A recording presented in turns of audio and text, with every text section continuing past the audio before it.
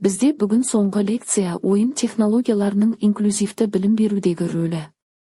Қазіргі таңда ақпараттық коммуникациялық технологиялардың дамуы білім беру жүйесіне үлкен өзгерістер енгізіп, инклюзивті білім беруде ойын технологияларын кеңінен қолдануға мүмкіндік берді. Ойын технологиялары ерекше білім беру қажеттіліктері бар оқушылар үшін білімді қызықты әрі қолжетімді түрде меңгеруге жол ашады. Олар баланың жас ерекшелігі мен қабілетін ескере отырып, оқыту процесін жекелендіруге жағдай жасайды.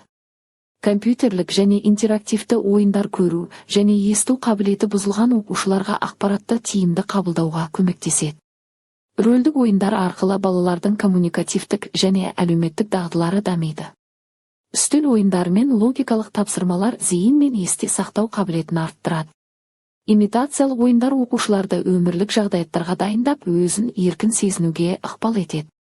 Ойындар мультимедиялық құрылғылармен бірге қолданылып, оқу процесін белсенді әрі тиімді етеді.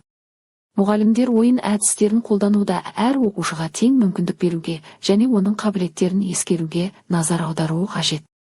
Бейімделген ойындар бар оқушылар үшін оқу материалын оңай әрі түсінікті етеді. Ойын технологиялары оқушылардың мотивациясын арттырып, танымдық белсенділігін күшейтеді. Осылайша ойын технологиялары инклюзивті білім берудің тиімді құралдарының бірі болып табылады.